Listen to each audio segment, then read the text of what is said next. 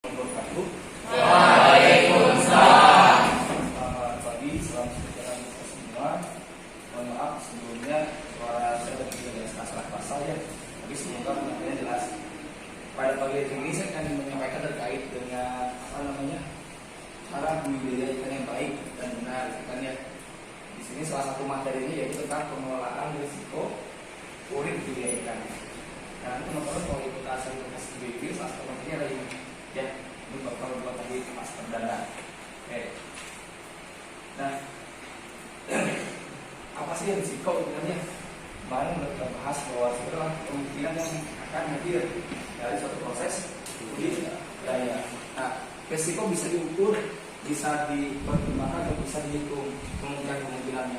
Nah, karena bisa diukur itu atau bisa diperkirakan, karena kita harus mengantisipasi. Ya, contoh nih, misalkan produk yang kita makan, ya, ada nggak sih risiko di dalamnya? Bisa saja ketika kita makan ikan itu sudah tercemar oleh antibiotik atau obat-obatan lain yang nanti tentunya akan berbahaya pada kesehatan kita. Nah, oke. CPIB itu terdiri dari beberapa aspek yang tentunya yang pertama itu tentang food safety. Bagaimana produk yang kita hasilkan, ya, budidaya ikan yang kita hasilkan harus memenuhi kaidah keamanan pangan. Jadi ikan itu atau produk ikan itu harus aman dimakan oleh manusia. Yang kedua, kita harus memperhatikan aspek sosial welfare. Bagaimana dampak sosial dari kegiatan budidaya yang kita lakukan. Kita harus diperhatikan juga, jangan sampai jika ada kegiatan budidaya malah terjadi kesenjangan sosial atau timbul masalah sosial ini. Yang berikutnya, environmental atau berwawasan lingkungan. Kegiatan budidaya harus berwawasan lingkungan, tidak boleh mencemari lingkungan. Jadi harus ramah lingkungan. Yang berikutnya adalah animal health welfare. Kegiatan budidaya yang dilakukan harus memperhatikan kesejahteraan ikan yang kita pelihara. Ya, tidak boleh kita menzolimi. Ya. Kalau kita melakukan kegiatan pemeliharaan udang misalkan, itu harus bagaimana teknik abrasi yang bagus supaya tidak sakit. Ya. Oke. Selanjutnya, pengendalian risiko atau pengendalian itu bisa dilakukan dari praproduksi, produksi, dan pasca produksi. Seperti apa? Ya. Nah, praproduksi kita mulai dari tinjauan lokasi. Kita lihat lokasi yang pas nih, jangan sembarangan. Misalkan kita ada di pesisir pantai, kita perhatikan lokasi kalau menjadi tambang itu harusnya seperti apa sih? Berapa meter jaraknya dari pantai supaya jadi abrasi. Nah, yang kedua, sumber airnya. Sumber airnya seperti apa? Ya, apakah dari perairan langsung, sumur bor? Dicek juga apakah ada cemaran atau tidak. Tuh. Yang berikutnya terkait dengan desain konstruksi dan tata. Nah, bagaimana kita mendesain bak kita dengannya, bagaimana settingan pola budidaya dengan pola tandon dengan pola pipa itu harus bertepatan, itu harus sesuai. Ya, sampai letak tandon misalkan berdekatan dengan letak pipa, itu akan jadi cemar. Yang berikutnya terkait persiapannya, ya, persiapan ketika akan melaksanakan proses produksi budidaya. Nah, ini contoh misalkan dari lokasi, ya, ini ada lokasi di mana lokasi ini berada di area tambak lainnya, ya, yang putih ini rencana lokasi yang kita ambil misalkan ini. Yang kedua, ini nggak ada tambak, ya, sumber pantai, tapi di sini ada pemukiman penduduk. Yang ketiga, ini tidak ada atau belum ada kegiatan sama sekali.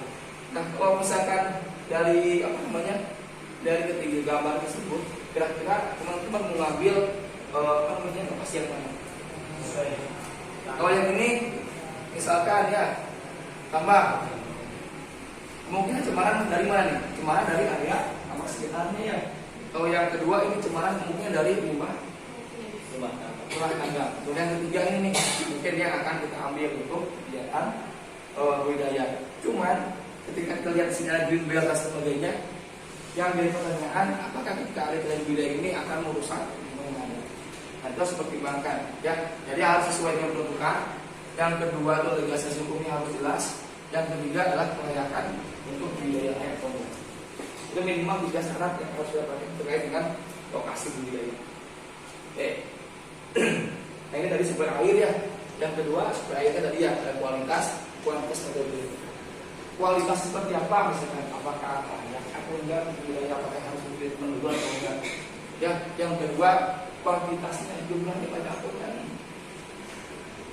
Ya, seperti kita mau melakukan kegiatan budidaya, airnya masih panas ya. Kalau misalnya pakai sumur bor tiba-tiba di 1 bulan misalkan nggak ada air karena kemarau misalkan, kita harus perhatikan. Dan metodenya harus seperti apa? Ya, mau ngambil langsung dari laut, mau pakai sumur bor itu harus diperhatikan. Oke, selanjutnya. Nah ini untuk contoh konstruksi. Ada kolam terpal, ada PE ya, plastik. Ini ada kolam tanah ya, dan ini adalah kolam beton. Ini tergantung juga peruntukannya, mau budidaya apa, maka itu menyesuaikan dengan konstruksi yang kita buat untuk budidaya tertentu. Oke.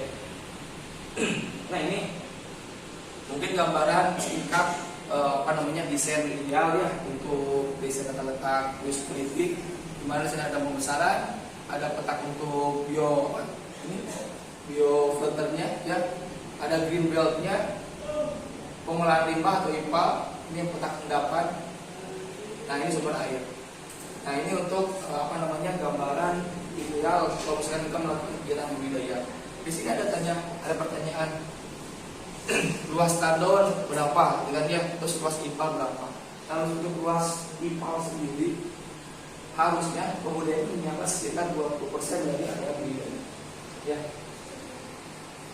Oke. Nah untuk persiapan ya. Persiapan misalkan yang pertama otomatis kita melakukan perbaikan konstruksi tambak terlebih dahulu ya. Ada yang bocor, ada yang bolong, tambah dulu gitu kan ya. Terus melakukan penguringan, pengapuran, pembuatan kusuri dan persiapan air. Ini umum ya, ketika persiapan itu dilakukan seperti ini. Nah ini contoh persiapan dari pengalian persiapan tambak intensif ya, dimana ketika mau persiapan itu dipastikan kolam yang akan kita lakukan, yang akan kita tebar itu harus bebas dulu nih dari ikan ya, ikan, bakteri, misalkan parasit, virus, jamur dan lain-lain. Jadi tidak boleh dulu nih ada mikro atau biota yang ada di kolam yang kita budidayakan. Baru setelah itu kita lakukan pengapuran, pengeringan, pengisian air, persiapan air ya, pengapuran dan pematangan air. Nah setelah matang atau misalnya probiotiknya, bakteri baik sudah tumbuh, baru kita tebar. Nah untuk produksi tadi persiapan sudah. Jadi bagaimana kita melakukan persiapan yang sesuai dengan PSBB, sekarang kita produksi sesuai dengan PSBB. Yang pertama untuk produksi yang pertama benih itu harus diperhatikan ya, sumber benih dari mana dan memiliki sertifikat SPF atau tidak. SPF yang tahu? Spesifik kita harus diperhatikan dulu SPF-nya. Jadi jelas tuh ketelusurannya dari mana, bebas pakai atau enggak, itu wajib.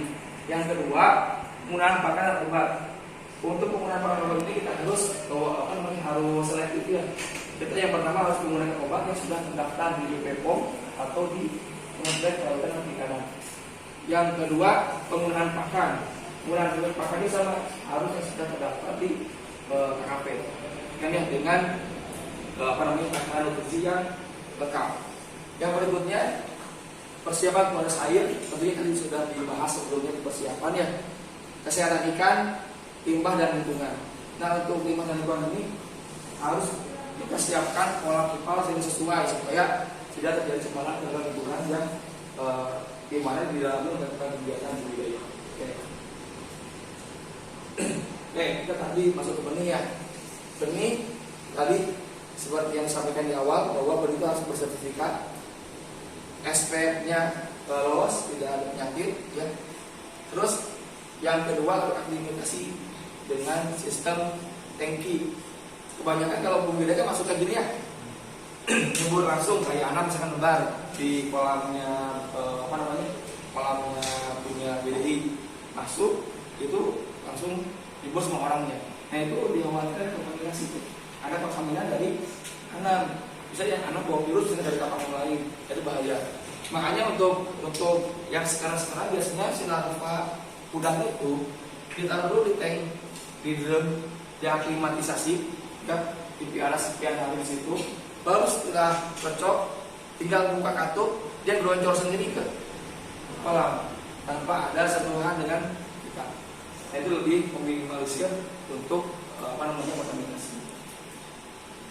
Nah, ini pakai obat tadi ya harus registrasi, penyimpanan yang benar, penggunaannya bertanggung jawab. Jangan sampai ketika kita mau menggunakan obat tidak melihat dosisnya, asal tebar, nah, itu akan menjadi cemaran di lingkungan yang sangat ini merugikan.